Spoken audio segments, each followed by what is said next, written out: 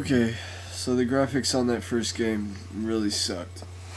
Granted, uh, I was at a party last night, and we had about 9 people there that were watching this Wii game getting played on the TV.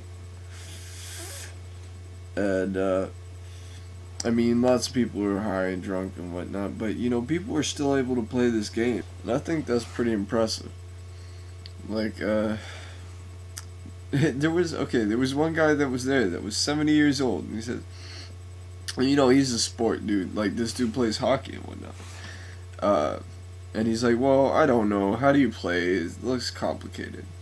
And we say, well, you want to swing it to the right, you go like this. It's tennis. You swing it to the left, you go like this.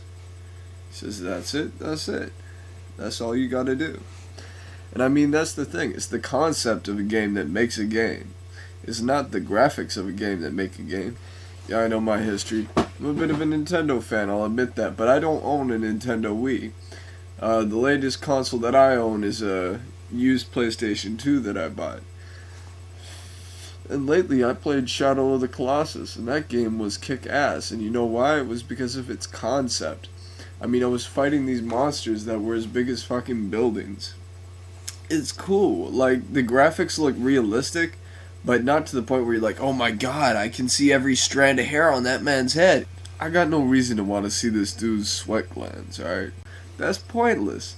I'm playing a game to play the game. And I'm all for increased speed of consoles, because that means that we can have, more people playing. And that's what I'm about.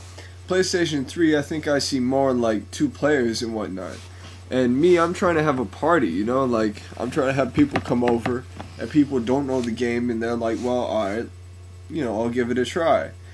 And PlayStation 3, you just can't do that. I'm not trying to make a fight here, but I'm just saying, what's more convenient, and also, like, what's more creative, Because, I mean, just the things that they're doing with the Wii are some really creative things. Of course, there's going to be, like, an ample share of horror shit, but that's to be expected.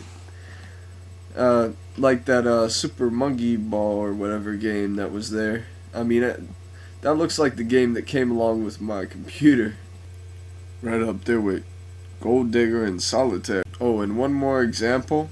Okami, this Japanese game is like made to look like Japanese charcoal art. Came out on the PlayStation 2 a while back.